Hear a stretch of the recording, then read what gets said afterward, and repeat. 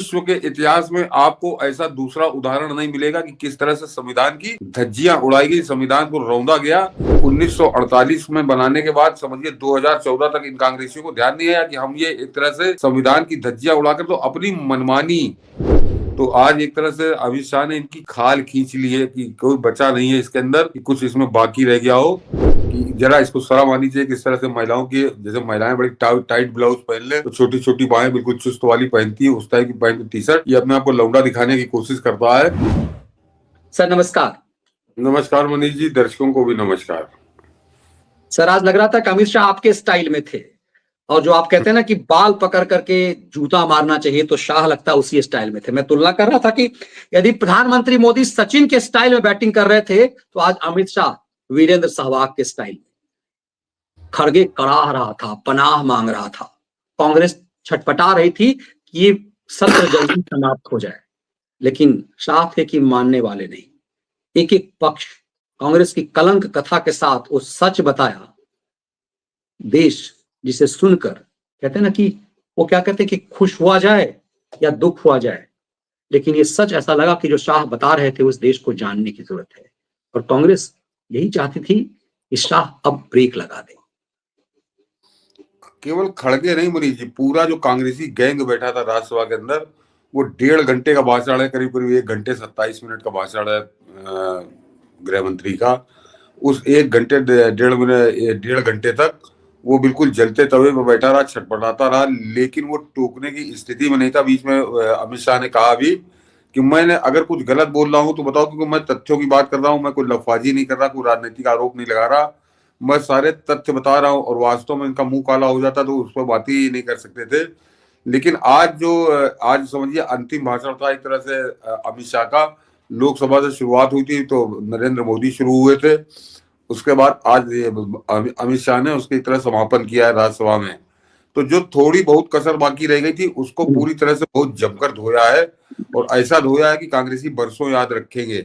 और ये जिस तरह से लोकसभा के अंदर हम लोग कि नरेंद्र मोदी का अब तक का सर्वश्रेष्ठ भाषण था, तो अगर आप तथ्यात्मक दृष्टि से देखिए तो आज अमित शाह ने भी अपना बेस्ट निकाल के दिया है, और कांग्रेस को बिल्कुल जो बचे खुचे कपड़े बचे थे पूरी तरह से नंगा किया है। और इस मामले में मैं कहूंगा कि वो कुछ नरेंद्र मोदी से भी ज्यादा आगे चले गए, केवल तथ्यों पर ही आधारित रहे। और वो तथ्य उन्होंने बताए कि इन कांग्रेसियों को शक्ल देखने की इच्छा नहीं होगी, आम आदमी की नहीं होगी, राजनेता तो छोड़ दीजिए, कि किस तरह से उन्होंने धोया है। मैं जरा इसको आज उन्होंने एक कविता सुनाई मनीष जी, दुष्यंत कुमार की कविता सुनाई, और वो बाकी सब कुछ उसमें था, केवल उन्होंने एक शब्द बदला तो शब्द एक तरह से घटा दिया, क्योंकि वो वास्तव में जो शब्द था वो शब्द है हिंदुस्तान, लेकिन उन्होंने उसकी जगह संविधान कहा। लेकिन इससे दर्शक आप समझ लें कि उसके बाद किस मूड में थे आज वो, कि दुष्यंत कुमार की मनीष जी बड़ी फेमस कविता है कि एक गुड़िया की कई कठपुतलियों में जान है, आज शायर यह तमाशा देख कर हैरान है, कल नुमाइश में मिला वो चीथड़े पहने हुए, मैंने पूछा नाम तो बोला कि वो संविधान है। ये वो दुष्यंत कुमार ने उसको हिंदुस्तान लिखा है, उन्होंने संविधान दिया, लेकिन संविधान तो हिंदुस्तान की बदौलत है। अगर हिंदुस्तान नहीं तो क्या मतलब संविधान अप्रासंगिक हो जाता है। तो ये जो चीथड़े, और उसके बाद उन्होंने जो अंतिम इन पंक्तियों को सुनाने के बाद उन्होंने जो बात कही कि ये उन्होंने इंदिरा गांधी को समर्पित की थी, तो कोई गलत बात नहीं कही। वो बिल्कुल आज से 77 या 78 में संभवतः दुष्यंत कुमार वो लिख के गए थे। तो उस समय तो इंदिरा गांधी सब कुछ थी, गुड़िया कौन थी, इंदिरा गांधी थी। तो वो 4 लाइनों में उन्होंने सब कुछ कह डाला था, और ये भी बता दिया था कि इन कांग्रेसियों ने किस हालत में देश को पहुंचा दिया है। तो वो आज उन्होंने इस यहां से शुरू की, और उसके बाद ये संविधान की जो बातें करते हैं मनीष जी, तो आज उन्होंने 2 ऐसे किस्से सुनाए जो अभी तक अछूते थे। और वो जो गृह मंत्री अमित शाह ने कहा, मैं भी सुनकर भौचक था, कि उन्होंने कहा हिंदुस्तान नहीं, विश्व के इतिहास में आपको ऐसा दूसरा उदाहरण नहीं मिलेगा कि किस तरह से संविधान की धज्जियां उड़ाई गई, संविधान को रौंदा गया, संविधान को एकदम किनारे कर दिया गया, कोई संविधान का मतलब नहीं रह गया। मनीष जी पहला जो वीडियो पड़ा वो जरा दर्शक उसको देख ले, आप लोग सुनकर दंग रह जाएंगे कि ये कांग्रेसी संविधान की बात करते हैं, संविधान की कसमें खाते हैं। वो अधेड़ उसको लेकर घूमा करता है, संविधान, और संविधान को कितनी बुरी तरह से, मतलब क्या कहूँ, बहुत कठोर शब्द हो जाएगा कि संविधान की हत्या करके इन्होंने वो बनाया था। सभापति महोदय, संविधान कैसे तोड़ा मरोड़ा जा सकता है, इसके भी मैं 2 उदाहरण देना चाहता हूं। हमारे सेना के जवान, सुरक्षा दलों के जवान, वो हमारी मातृभूमि की 1 इंच भूमि पर जान देने के लिए तैयार है। सैकड़ों हजारों लोग शहीद हुए 1 इंच भूमि के लिए। और मान्यवर, किसी को भी भूमि देनी है तो आर्टिकल 1 अमेंड करना पड़ेगा। आर्टिकल 1 में हमारे भूभाग की व्याख्या की गई है, इसको बदलना पड़ता है। तमिलनाडु के पास एक टापू था, कच्चा तीवू टापू। वो टापू 1974 में अचानक ही एक एग्रीमेंट कर वन फाइन मॉर्निंग लंका को दे दिया गया। मान्यवर, चलो भाई, बहुमत था आपका, मान लो ऐसे भरोसे से किया होगा कि संसद मेरा सम्मान रखेगी, परंतु बाद में भी ये चीज, ये आर्टिकल 1 का बदलाव आज तक नहीं आया है और वो हमारा भूभाग आज हमारा हिस्सा नहीं है।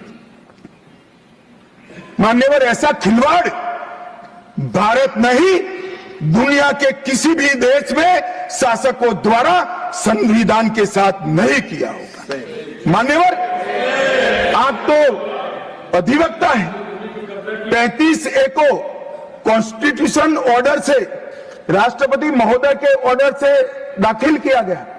अब दाखिल तो हो सकता है, पर कॉन्स्टिट्यूशन ऑर्डर को दोनों सदन की परमिशन चाहिए, जो हमने धारा 370 हटाने के लिए दी।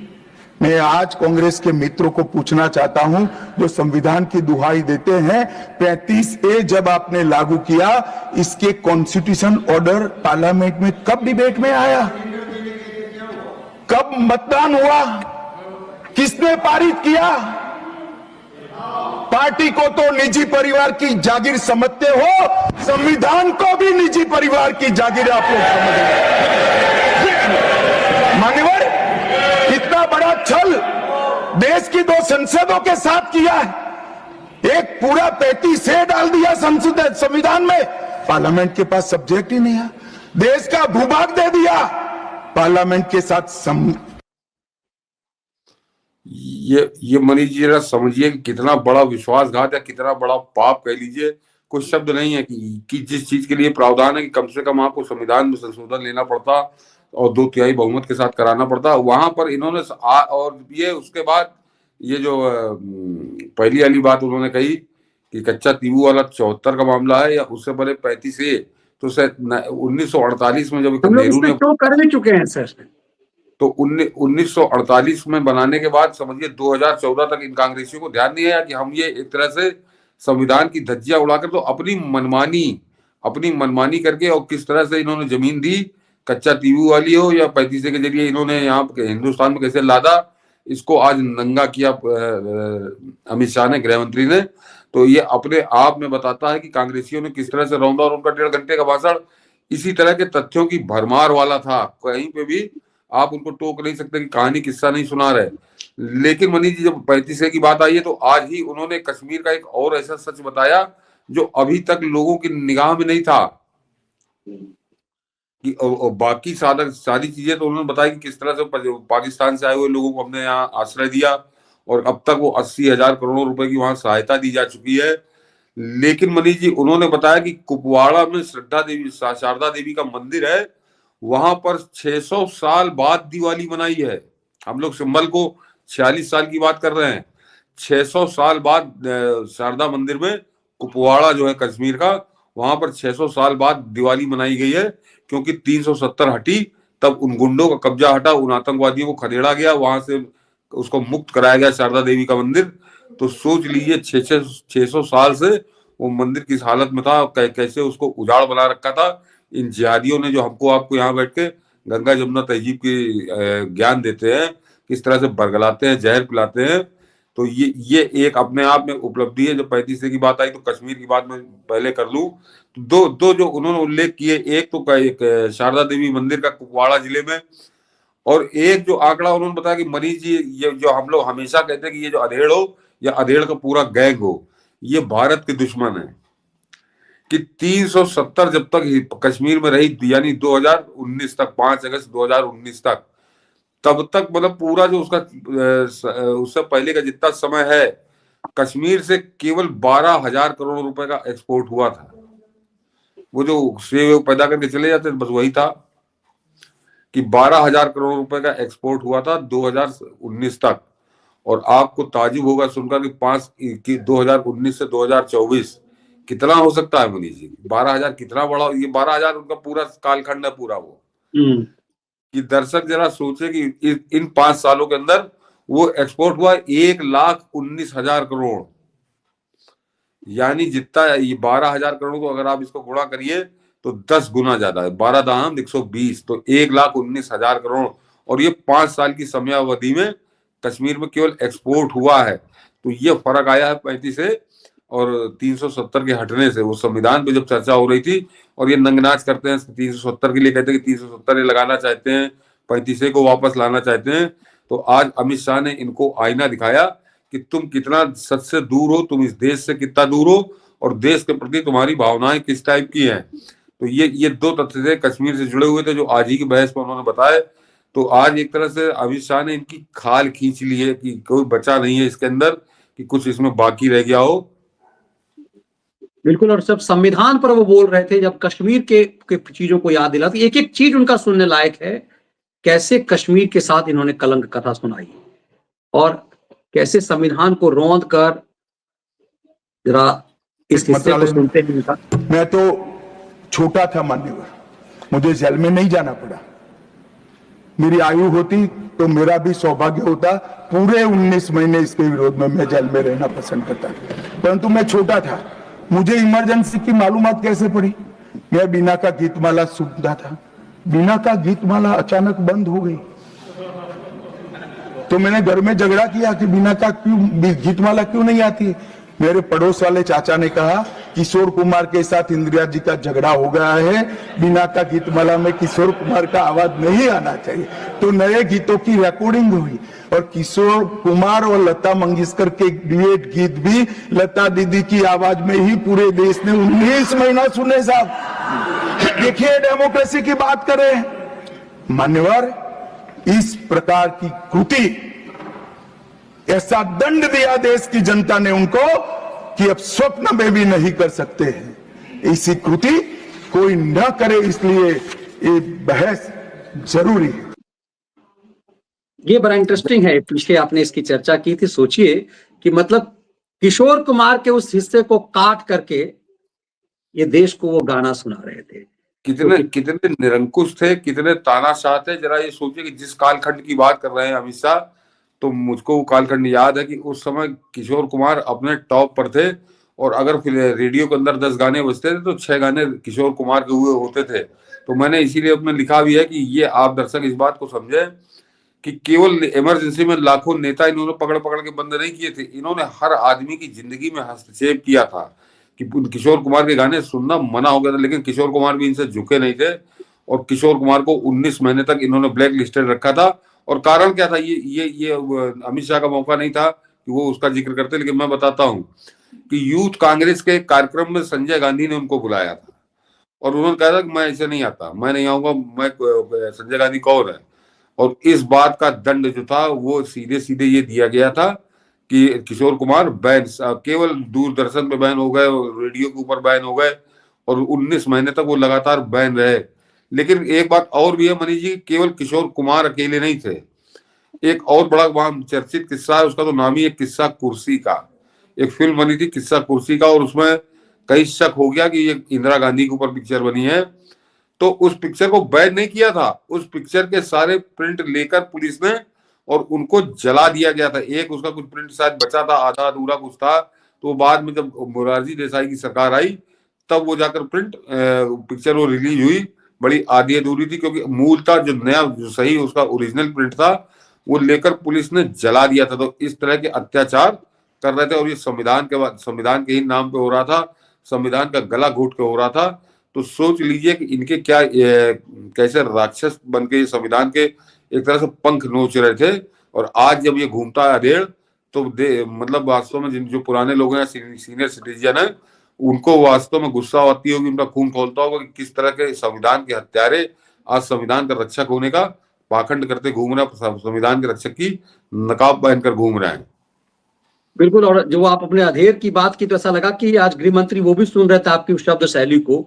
54 साल का युवा करके उन्होंने कटाक्ष किया, और हाफ बाही का टी शर्ट पहनता है और संविधान की कॉपी पीट लेकर के इस तरह से इसका जो मजाक उड़ाया।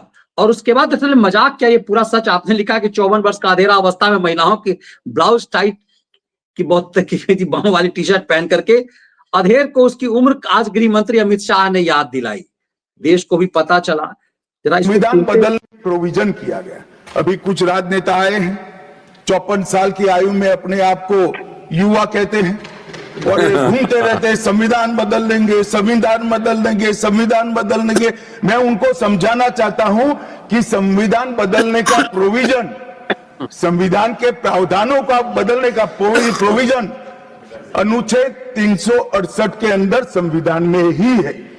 और मैं आज फिर से एक बार कहना चाहता हूं, थोड़ा ज्ञानवर्धन भी हो जाए किसी का। प्रोविजन किया गया। अभी कुछ राजनेता आए हैं, ये एकदम से, और मुझे लगता है कुछ जगह जब ये बोल रहे थे कुछ राजनेता आए हैं, तो आप देखेंगे कि वो दो लोगों की तस्वीर फ्रेम वहां जो है कैमरा वहां भी डाला गया। खड़गे था, ये देखिए, ये खड़गे और चमचा नंबर 1, और पीछे वो भी बैठा हुआ है जयराम रमेश, और पीछे भी लगातार हार करके वो रजवाड़ा अपने आप को राजा समझने वाला, गाल पर हाथ रख करके। पूरा जो राज्यसभा चूंकि चमचों की फौज नजर आती है, ये पूरी तरह से ऐसा लगा कि पूरा नकाब जो है इन सबका नोच लिया गया। ये कैसा लग रहा होगा जब अधेर के बारे में ऐसा कुछ बता रहे थे अमित शाह। मनीष जी, हम लोग तो हमेशा उसको 54 साल का अधेड़ ही कहते हैं, तो आज उस बात पे पुष्टि गृह मंत्री ने बाकायदे सदन के अंदर कर दी। उन्होंने भी उसको अधेड़ी का 54 साल का कहा कि जरा इसको शर्म आनी चाहिए किस तरह से महिलाओं की, जैसे महिलाएं बड़ी टाइट ब्लाउज पहन ले तो छोटी छोटी बाहें बिल्कुल चुस्त वाली पहनती है, उस टाइप की पहन टी शर्ट, ये अपने आप को लौंडा दिखाने की कोशिश करता है। तो आज एक तरह से गृह मंत्री ने बता दिया कि तुम अपनी उम्र छुपाने की कोशिश ना करो, तुम्हें लौंडा बनने की कोशिश ना करो, तुम 54 बरस के हो चुके हो, ये देश जानता है। उन्होंने देश को आज दोबारा याद दिलाया। तो अधेड़ को अगर अब शर्म होगी तो कम से कम सदन के अंदर वो कुछ ढंग के कपड़े पहन के आया करेगा, जिस तरह से नेता पहनते हैं, खादी पहन के आएगा। लेकिन मनीष जी, आज एक काम और हुआ कि जो बात हम लोग अपनी डिबेट में हमेशा कहते थे कि ये जब कांग्रेसियों को कुकर्म गिराओ तो ये हमेशा एक प्ली ले लेते थे। बड़ा कह रहे पुरानी बातें कब तक करोगे, पुरानी बातें कब तक करोगे। तो हम लोगों ने कल ही परसों कहा था, पहले सुन लेते हैं सर, पहले सुन लेते हैं उसको। हाँ, एडीएम जबलपुर बनाम शिवकांत में, एडीएम जबलपुर बनाम शिवकांत शुक्ला, ये बार बार दोहराना चाहिए। क्या बात है। 140 करोड़ लोगों को रट हो जाना चाहिए जिससे कोई हिम्मत न कर सके इमरजेंसी डालने की। हर बच्चे को रटाना चाहिए कि तानाशाहों को क्या करना चाहिए। मान्यवर, ये तेवर बनावटी नहीं हो सकता सर, ये तेवर अंदर से। और इसीलिए अमित शाह लोकप्रिय हैं, जनप्रिय हैं। जनप्रिय है। और दूसरा जो आम जनता की भावना होती है उसी बात की वो पुष्टि कर रहे हैं कि जो हम लोग लगातार इस बात को कह रहे थे कि इस बात पे भाजपा के प्रवक्ता जो बैकफुट पर आ जाते हैं, मेरे ख्याल से आज उनको इससे कुछ प्रेरणा मिलेगी, कुछ उनका हौसला बढ़ेगा कि जब वो कहते कि नेहरू की बात कब तक करोगे, इंदिरा की बात, अरे कह दो हमेशा करेंगे, बार बार करेंगे। क्या कहा गृह मंत्री ने कि जब तक 140 करोड़ लोगों को रटा नहीं देंगे हम तब तक करेंगे, बार बार करेंगे। तुम्हारे पाप कैसे भूल जाएगा आदमी कि तुम्हारे पाप को तुम अपना पुण्य बताते घूमते हो, और तुमको जब याद दिलाया जाए तुम्हारे पाप क्या है, तुम इस तरह की बातें बनाने लगते हो, तो साफ समझ में आता कि तुम पाखंड कर रहे हो, तुम जो धोखा कर रहे हो, उस धोखे में हमको भी शामिल कर रहे हो। तो आज गृह मंत्री अमित शाह ने वो भी भ्रम इनका दूर कर दिया कि अब मत टोकना, अब हम तुमको बार बार याद दिलाएंगे, लगातार याद दिलाएंगे। और उसके बाद उन्होंने कई प्रकरणों पर इनको याद दिलाया। वो 1.5 घंटे का भाषण है, उसको हम लोग कहाँ तक उसकी व्याख्या हो ही नहीं सकती इस कार्यक्रम के अंदर। लेकिन मैंने जो मुख्य बातें आपको बताई वो अपने आप में इनका मुंह काला करने के लिए थी।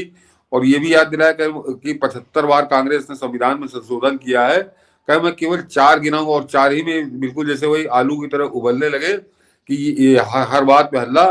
तभी अमित शाह ने कहा कि ये मैं अपने मन से नहीं कह रहा हूं, मैं तथ्य बता रहा हूं, अगर कोई गलत हो तो इसमें बताओ कि किस तरह से इन्होंने जो 4 संविधान संशोधन किए वो पूरी तरह से व्यक्तिगत अपने लिए, नेहरू ने अपने लिए, इंदिरा गांधी ने अपने लिए, और किस तरह से रौंदा गया वो पूरा कच्चा चिट्ठा था। आज की तारीख का जो भाषण था अमित शाह का वो अद्भुत था। बिल्कुल, और ये बड़ी इच्छा थी कांग्रेस की। देखिए पूरा 2 हफ्ते तक या यूं कि 2.5 हफ्ते तक संसद नहीं चलने दिया कांग्रेस ने कि हम संविधान पे चर्चा करेंगे, और बांह फैलाते हुए ये अधेर आया था कि संविधान पर चर्चा करेंगे। तो संविधान पे चर्चा करने में मैंने कहा प्रधानमंत्री ने तो धोया, लेकिन अमित शाह ने जो ठुकाई की है वो फिल्म की याद आती है कि थप्पड़ की गूंज सुनी तुमने। मुझे लगता है कि कांग्रेस की पीढ़ी दर पीढ़ी इनके ये समझ में आ गया कि थप्पड़ की गूंज, और इसीलिए कहते हैं कि कब तक, मतलब कब तक उघाड़ोगे, कब तक नंगा करोगे हमें। चिल्लाया तो उसका भी जवाब बड़ा जबरदस्त आया। मुझे लग रहा है कि देश को, जो हमारी पीढ़ी को या हमारे बाद की पीढ़ी को, जिन लोगों ने इस चीज को नहीं देखा, जिन्हें 77 याद नहीं, जिन्होंने उस इमरजेंसी के दौर को नहीं देखा, जिन्होंने इतिहास में तो सब, इतिहास तो उनके मुताबिक लिखा गया ना कि नेहरू की गाथा को, हमने तो यही इतिहास पढ़ा है कि नेहरू ने तो सब कुछ अच्छा ही किया। हमने तो ये पढ़ा कि औरंगजेब ने सब कुछ अच्छा किया। वो तो धागे, देखिए कैसे वामपंथ ने सिखाया पढ़ाया आपको कि वो तो अपना जो है सो बिनता था, उसी से कमाई करता था, उसी से गुजारा करता था। एक राक्षस की, एक अत्याचारी, एक बलात्कारी, एक डकैत का ऐसा महिमा मंडन किया गया।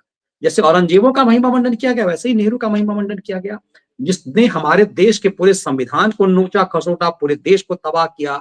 उसे नायक, आधुनिक भारत का निर्माता बता दिया गया। वो अकबर को महान बता दिया गया, अकबर द ग्रेट कह के पढ़ाया जाता है उसको, तो वो आज भी चल रहा है उस आदमी गोरख धंधा।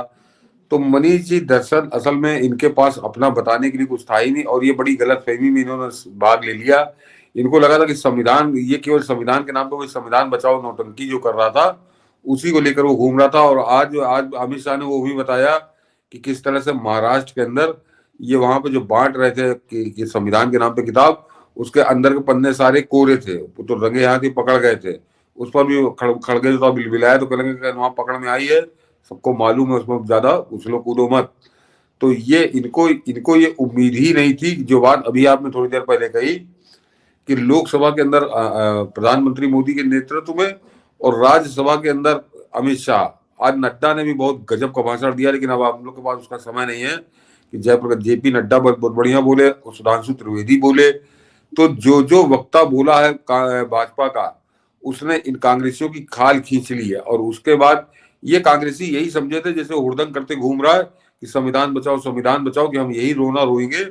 तो इनके होश उड़ गए जब सवालों की बौछार शुरू हुई और बाप दादों के पापों की बरसात शुरू हुई कि तुम्हारे बाप दादों ने इस संविधान के नाम पर कैसे कैसे पाप किए हैं। तब इनके होश उड़े, तो अब इनके पास कुछ कहने को था नहीं, तो ये उलूल जुलूल बातें कर रहे हैं, उलूल जुलूल हरकतें कर रहे हैं, लेकिन इससे कोई फर्क नहीं पड़ता। और जो अभी मनीष जी ने कहा कि जिनको पुराना इतिहास ना ज्ञात हो, वो करीब 2 ही घंटे का प्रधानमंत्री का भाषण है और 1.5 घंटे का भाषण है अमित शाह का। ये 2 भाषण अगर आप सुन लेंगे पूरे, डाउनलोड करके रख लेंगे, तो आपको एक संविधान की ब्रीफ हिस्ट्री से आप पूरी तरह आपके उसके साथ हम कदम हो जाएंगे, उसके हम सफर हो जाएंगे कि कैसे उसके साथ कैसे कैसे खिलवाड़ इन लोगों ने अपने स्वार्थ के लिए किए। तो ये भाषण आज के नहीं, ये भाषण बड़े अनमोल भाषण हैं।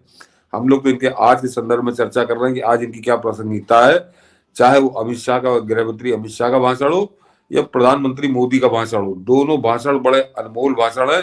और खासकर संदर्भ के बारे में, अगर आप संदर्भों की बात करिए या भारत के, आजाद भारत के इतिहास के बारे में, क्योंकि इतिहास जो है वो संविधान के साथ ही एक तरह से हमसफर है, और संविधान को जब जब छेड़ा गया तब तब इतिहास सीखा है, इतिहास चिल्लाया है। तो कब कब इतिहास को इन्होंने नोचा है, वो पूरी आपको 3.5 घंटे का अगर दोनों आदमी भाषण आप सुन लेंगे तो आपको पास बड़ा विस्तृत भंडार होगा उसका। बिल्कुल, और हमने दोनों भाषण जो है उपलब्ध करा दिया है, द व्यूज मीडिया पर भी है, और मनीष ठाकुर शो पे पीएम का लाइव हमने जो उसको काटा था। तो एक समझिए कि आपके लिए एक तरह से वो संग्रहणीय रह जाएगा, जैसे लाइब्रेरी में रहता है ना, तो अमित शाह का भी और प्रधानमंत्री मोदी का भी। मुझे लगता है कि संविधान पे जो उनको बड़ी इच्छा थी, संविधान करके हाँ जो ऐसी कुटाई, ऐसी थुड़ाई इनके पाप की कर दी कि मुझे नहीं लगता सर कि कभी अब ये संविधान की बात करेंगे। नहीं मनीष जी, इस पे है कि प्रधानमंत्री मोदी और उसके बाद आज अमित शाह और बीच बीच में जो और वक्ता आए, मैंने कहा जैसे जेपी नड्डा का आज भाषण बहुत बढ़िया था, या सुधांशु त्रिवेदी बहुत बढ़िया बोले, लोकसभा के अंदर निशिकांत दुबे हो, अनुराग ठाकुर, उन्होंने उड़ाई। लेकिन योगी और अगर आप अमित शाह की बात करिए तो इनका सारा भूत उतार दिया है। लेकिन अब ये देखना है कि इसका भूत उतरा है या फिर ये वैसे, हालांकि इसका भूत तो अभी 19 तारीख में उलझा होगा। तो अभी संविधान ये नहीं सोच रहा होगा बढ़िया पी के सिगरेट और टन्ना के सो रहा होगा कि अब 19 तारीख को मेरा फैसला होना है। तो अभी तो 19 तारीख को पता चलेगा क्या होगा। बिल्कुल, हमने एक अलग से विश्लेषण किया है, व्यूअर्स उसे जरूर सुने, कि अमित शाह ने जो आज तक पर राहुल कमल को इंटरव्यू दिया था, उसमें जो उन्होंने चुपके से जो संदेश दिया है, वो संदेश बहुत भारी है। वो संदेश, उसकी मैंने अलग से व्याख्या की है, उसमें बता दिया कि क्या होने वाला है। मतलब एक बड़ी तूफान की जो है वो इशारा कर दिया है। ये जो विदेश में भागते हैं, ये क्यों जाते हैं, क्या करते हैं। तो हमने कहा था कि यदि सुब्रमण्यम स्वामी को पता है, यदि किसी याचिकाकर्ता को पता है, तो वो अभिजीत डोभाल को ना पता हो, गृह मंत्रालय को ना पता हो, ये हो नहीं सकता। तो कहते हैं ना कई बार कि हम लोग अक्सर कहते हैं कि मोदी ठंडा करके खाते हैं, गरम गरम यदि हवस लेंगे आप ना, तो पूरा जो है वो आंत का सिस्टम खराब हो जाएगा आपका। इसीलिए चाहने का जी। एक मीम बड़ा चलता है, वो पता नहीं किस पिक्चर का है, मेरे ख्याल से मनोज वाजपेयी की कोई पिक्चर है, उसका है कि वो बेटा तुम्हारे लक्षण हमको ठीक नहीं लग रहे, तुमसे हो ना पाएगा। वो भी बहुत चलता है, बेटा तुम्हारे लक्षण हमको ठीक नहीं लग रहे।